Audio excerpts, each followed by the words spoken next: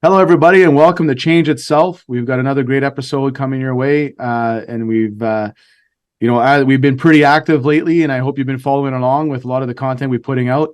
I'm very pleased to bring you another conversation along with our co-host Eric Demers.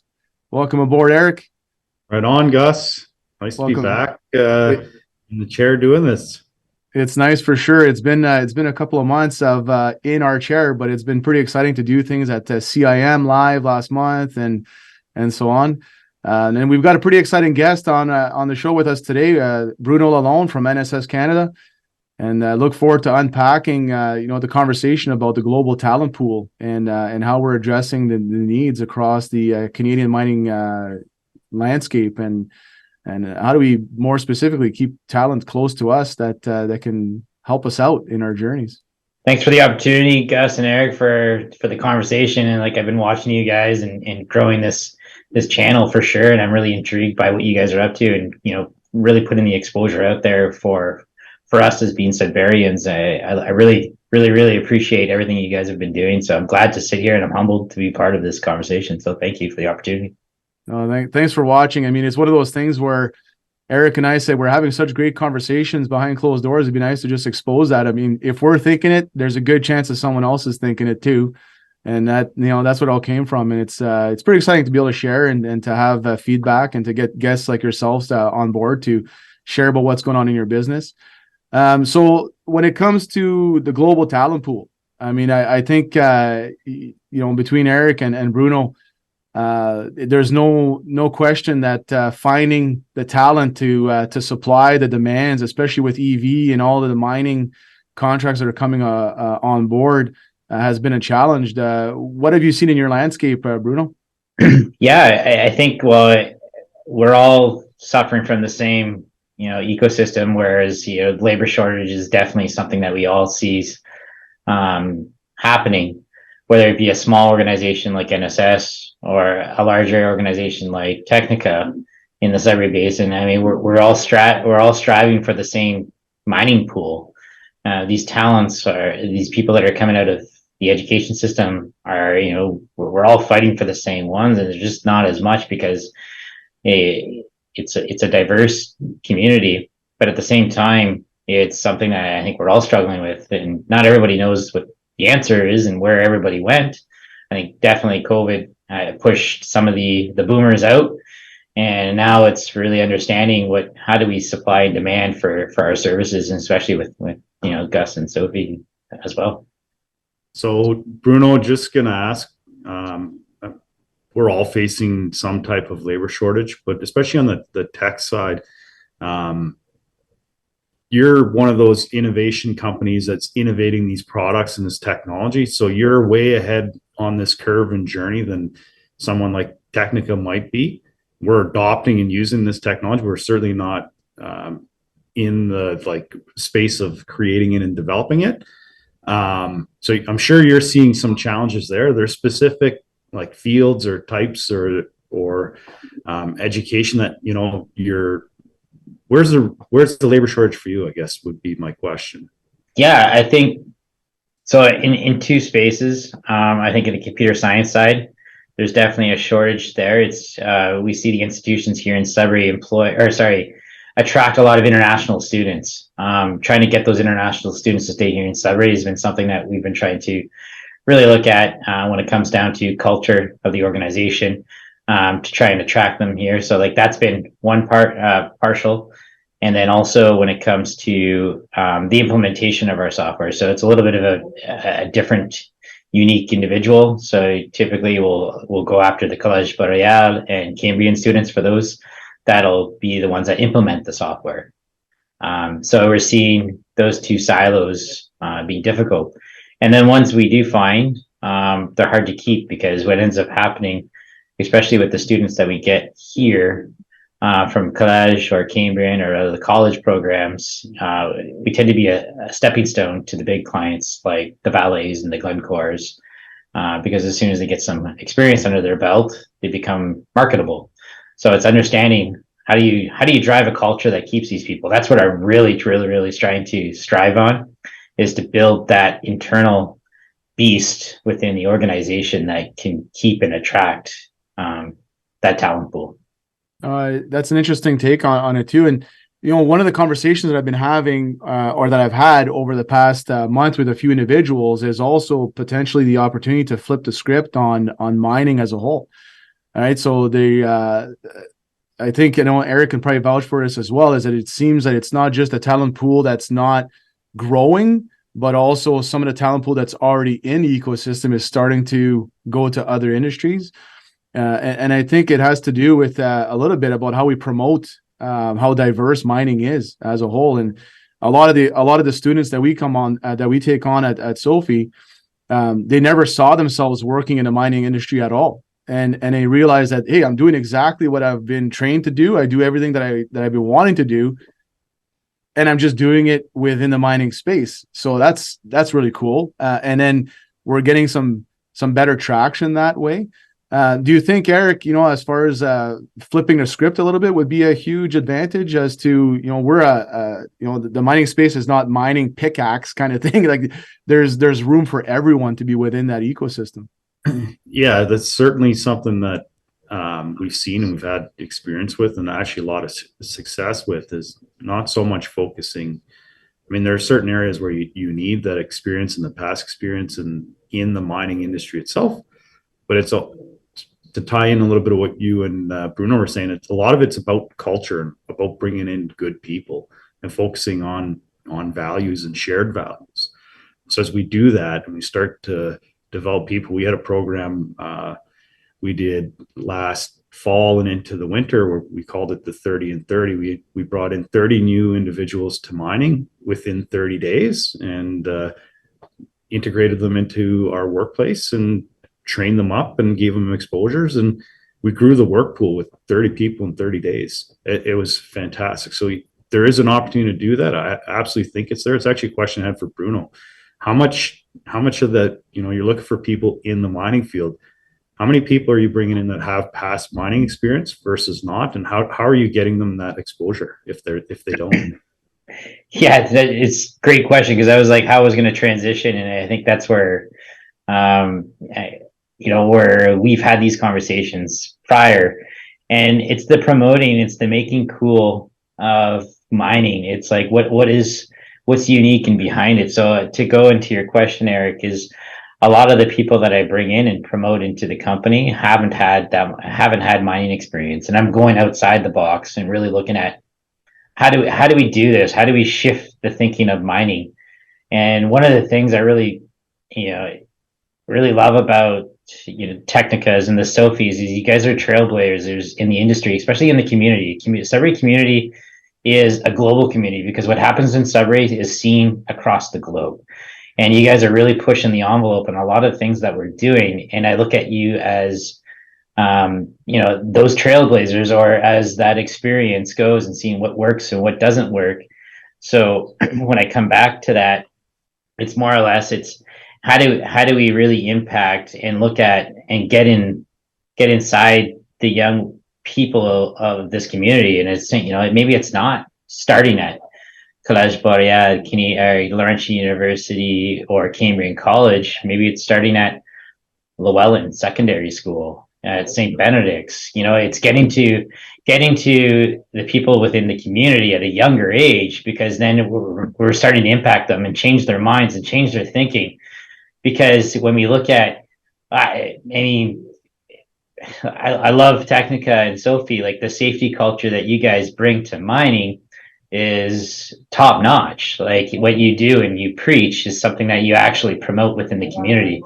And then, those kids that are in high school or elementary school, their dads are working for these companies. So or their moms, so like it's starting somewhere to create that shift, that paradigm shift within the Sudbury community that's going to attract our people to stay local, to be here, to be part of it. Because there's no reason why Sudbury can't be that global hub for talent, especially in mining. And I think we're getting there. It's happening.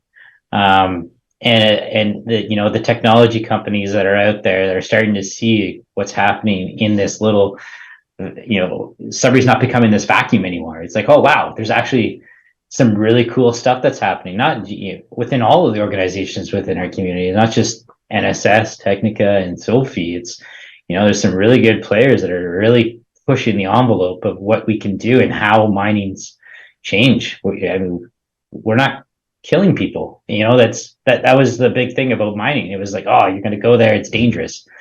No, we're actually trying to limit the amount of people that we're putting in harm's ways, and this is how we're doing it through technology. I like what you're saying, Bruno, because it's really, there's not a single cause. There's not a single, like, people often default to like this silver bullet thinking, like we're going to do this one thing and it's going to solve it. I come to the realization 4 or 5 years ago that it's not going to be, and it's got to be something inclusive. You touched on it on the schools and educating people about the mining field itself, what work is out there. It's probably the single biggest question I get asked when I'm out in the community is like, what do you guys actually do down there? And when you start, talk about the work, it is very similar to what Gus is saying, the skills that you do elsewhere. And it doesn't become so scary, but just there's no real knowledge around it. And I think like the cultural language around it is dirty, dangerous, right? It's not the case. And so dispelling some of those myths, getting into schools, we're working with some of the local high schools with co-op placements and bringing people into the shop. Working closely with Cambrian on some projects. So those are types of things that we're doing internally. And then there are community outreach programs. Sometimes some of these organizations are reaching out. Can we bring school trips in? Can you guys do a little presentation? So that is certainly something that's got to happen and continue happening. And it's as a company and as part of industry and part of industry groups, I see it with some of the other groups, like the OMA is doing a lot of promotion. They've got things with teachers. They do presentations with teachers from down south, so the GTA area, and just an education on what is possible in mining. So I think there's a lot of really good things happening, and it's an exciting time to be in. I think there's a lot of different opportunities out there and different projects that are happening to try to solve this, and it'd be cool to see how it plays out. And really to see if, were we maybe too late to the party? Like, how do we identify these things sooner? Yeah, it's super interesting. And one of the things that, because I know, I mean, coming from where I come from as well, like from the local area, I knew that if I was going to do something in tech, it's either going to be move to a larger city or create your own opportunity, right? You basically only have two options there. And now we're seeing a landscape shift. But one of the things that I studied quite a bit is how the larger organizations are doing this too, because some people will have the opposite notion where, how do I work at Microsoft? How do I work at Apple? It's impossible to get there. They got access to the entire world. They're going to pick the cream of the crop. And what I ended up finding out through that research as well is that like for example, Microsoft has a two-year model.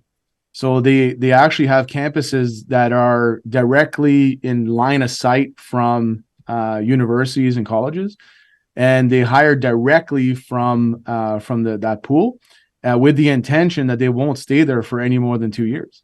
And the reason why they do that is to groom the workplace of the future or the workforce of the future, but also absorb diversity of thought. So everybody that's coming through that hasn't been biased yet or hasn't been impacted by the industry yet are usually coming in with some pretty cool, innovative ideas that that hasn't been thought of before. Because once you're in the incubator or the ecosystem, you kind of start getting that groupthink. You kind of start getting into that same mode of being, right? So the more I start looking into that model, the more I was thinking, what? At the global scale, I think it's just good to sometimes realize where you fit in the pool and what your role is. And maybe your role is not to hire the top talent and hold them on forever, but to create the talent of the future while we're delivering our services, right? So that is an interesting thought. And it was cool to see a big company like Microsoft actually adopting that. model. You would think they would have all the best. Every worker deserves to go home safely at the end of the day. Book a demo with Sophie to discover how their groundbreaking EHS management software empowers workers to proactively avoid hazards and how organizations like yours can cultivate a stronger work culture. Visit them at sophie.com to learn more. Technica Mining is a premier underground mining and construction contractor. They stand for delivering quality project work on time and on budget through innovative thinking. Their excellent safety record, experienced workforce, and large equipment fleet will guarantee the timely completion of all your project needs. Trusted by the world's leading mining companies, Technica Mining has over 20 years of experience in mine construction, development, and production. Contact Technica Mining to take your next mining project to the next level. Visit them at technicamining.com. Change Itself is produced by Crownsman, the voice of industry. Check out more, including The Crownsman Show, Mining Now, The Building Energy Show, and Agriculture Now at crownsman.com. Gus, Bruno, on that kind of topic, it ties into something you started off with, Bruno, around culture. What are you guys doing in your workplaces to enable the culture? Because there are some, biases, stereotypes, and cultural pieces that are already in place that might be preventing and being unwelcoming, or there might be cultural biases that are preventing access to some of the workplaces. Are there examples of things you guys are doing? I mean, I think I have an example, and no, it's a great way. I'm actually really interested in what Gus has to say, but I'll chime in just before that because he's got a bigger cultural pool than we do. But that being said, I look at it as culture and set an example as leaders. Leaders are who everyone looks up to within the organization, and I use a simple analogy as, for example, in our parking lot here, or anywhere in life. My wife taught me this, and when we first got married, it was always funny. Everywhere we go, no matter what, if there was trash on the ground, my wife would pick up the trash and she'd take it, put it in the garbage. So, next thing I noticed is I'm doing the same thing. And then, that's fine. And didn't realize much of it until someone made it a point. Whereas here at the office, every day, as I'm coming out of my vehicle, there's any trash, I pick up the trash, I bring it in the office and I put it in. And the next thing you know, it is the team's doing it. So, it's just a matter of watching, and I take my wife as an example because, in reality, she's my leader. She's the one that controls and understands the way I think. But if I can have a positive impact on with my wife, you can imagine the people that we hire and to go into that. So some of the things that we do is, for example, so we have an individual that's coming to us that's supposed to be landed as of May 1, but with the strike, so he's coming over from Saudi. I made it not a mandatory, but we're going to bring him to the mosque. I'm going to introduce him to a bunch of friends within the community that know mosque. I brought him there. I've already introduced him to some of my great friends within the community that are part of that. We're having a welcoming party for Muhammad when he gets here. So it's like stuff like that. It really breaks the myth, or not the myth, but that stereotype. Because in all honesty, diversity is the coolest thing you can have in a culture, and to be open-minded to what else is out there in the world. You'll be blown away by the experience you can have just through conversation. Because how we see it, and if you haven't left Canada, the world's a different place. It's not scary, it's cool. And if you can just sit there and listen to the people that are coming within and growing the community, we can be one of the best multicultural small Northern Ontario communities that have a lot to offer.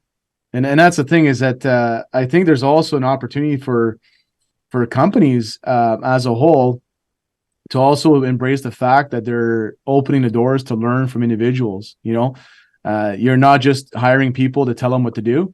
You're hiring people to enhance what you're doing, and for the most part, learning from them. I'm at the point now where I feel like I'm probably the less bright person of the whole team, because we've been able to attract such such amazing talent, and we hire based on core values first, and then the skill secondary. Because the first step is we all got to get along, and it's got to be a pleasant place to work at where we can thrive in. But it's been awesome when you just transparently open that door to learning from people that are coming in. What comes out of it? I got a lot out of it. I know we do quite a bit of workshops with Eric, and some of the stuff that comes out is never in a million years, if we would have been in a voluntelling environment, that we would have ever unpacked that, because you end up promoting that group think rather than promoting external sources of information. So one of the challenges. Oh, sorry. Go ahead, Eric. Oh, thanks. So one of the cool things right now, technically, we're on a journey of reconciliation. We've actually recently partnered with 3 local Indigenous communities around Sudbury, and through learning and experiencing and trying to understand different perspectives, I've actually realized that we need to take a look at some of our practices, whether they're hiring practices or awareness pieces. And that was through conversation and really starting to identify some opportunities. Like there are sometimes barriers that are put in place that we don't know, we're not even aware of. And until we start asking and start, in our case, bringing some of our Indigenous partners into the conversation and looking to remove some of those biases, it was an eye opener, because I was like, no, we're just hired on, based on good people. We don't judge anybody. And it's not even a conscious thing sometimes. There's just processes in place that are intimidating for certain individuals in different cultures and cultural backgrounds and ways of being, that prevent people from either coming into the workplace, or, maybe how we're assessing when we're doing an interview might not be, we're not getting a true representation of that person. That is something interesting to consider, and no different than the bigger the brand, the bigger the industry, there is an intimidation factor, right? It was like, I never saw myself playing my part in such a huge sector, but in reality, everybody's good at something. And rather than pushing down what I'm expected of you to perform, maybe I leverage how you perform the best and then put it to good use, right? There's a lot of skilled people that are available, and I find that for myself, I've had to flip the script a few times, where are they skilled based on how I expect them to be skilled, or are they skilled based on what adds value to my overall group? And just that question alone, a lot of times, really transforms how we take it, how we bring people in and take advantage of what they bring to the table. Just for people listening, guys, what is some of the things that you guys do to attract these people? Is there some kind of organization within the Sudbury side that you utilize or lean on to try and get the exposure or to attract these people? I mean, for us, for me in particular, it's been really close and in-depth relationships with the educational sector. So we take on students on capstones and placements, and we give as much opportunity as we can to students across Canada, US, and Australia at this point. And that's proven to be quite effective in delivering the things that we didn't think we were going to deliver today, because we're able to offer that as an opportunity for them to learn and for us to learn about them. And yeah, it's opened up the door to hire people where they are, not only in location, but in where they are in their journey, and building the team that way. I mean, that's been my sole source of hiring, if you will. I mean, anytime I put an ad out, I mean, when you put an ad out to college universities and you say, hey, this is a position that's available, most of them are pretty hungry to find their spot post-graduation. So you get a lot of candidates, where I found that when I put ads out on Indeed or any public forum for just the general public, it's been really scarce. So, I mean, that's how I've been tackling it. I don't know if you've been trying some different things. I mean, there are staffing agencies, like the people that facilitate bringing people from abroad. But no, I think similar to what you're talking about, Gus, a lot of it is relationship based, and whether it's through the college, the university, just connections, like people that we know through our networks, is really kind of the only thing that we're doing. Yeah, Bruno, is it part of your? So one of the things that I've heard a lot lately from a lot of different leaders is that they primarily focus on building a workplace that they want to work at. Like, like considering that they were going to be they want to apply somewhere. Would I want to work here? Like, is this a workplace that would attract me? And then by leaning into that frame of thought, they're by default building an organization that a lot of people want to come work at, right? Because it was built out of a selfish need, but at the same time, it really broadcasts well. Have you seen that approach used so far?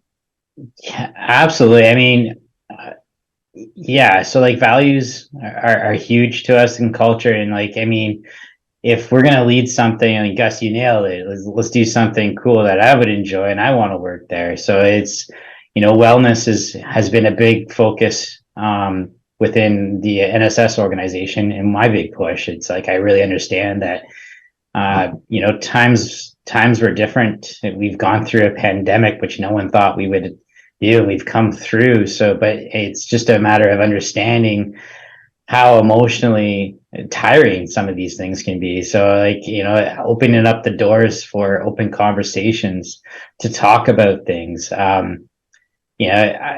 Leadership is all about listening as well. And if us as leaders can't listen to what the people that we to the people that we employ, then we're not real good leaders. So yeah, create vibes. I mean, like the vibes within the workforce. And if you guys ever came to my office, you'd see that it's a very colorful place. Like we have a mural that we got painted in here. I'm a strict believer on creating a workplace that is fun. We work hard, play hard type of mentality at the same time, but we get our stuff done, but we also enjoy the people that we're with, because at the end of the day, after 5, like we said, we have a different CEO, as you mentioned, at home, but while we're here, this is our family as well. And, if we're going to be leaders and brothers and sisters within the organization, we got to lead by example, and also make it somewhere that we want to, think outside the box, break barriers, be those trailblazers. And if you're not doing that kind of, if you don't have that mentality, you're not going to be that. And that's very similar to why I'm excited to be on this call with both you two. Is I've watched both you grow within the industry, and then within the organizations as well.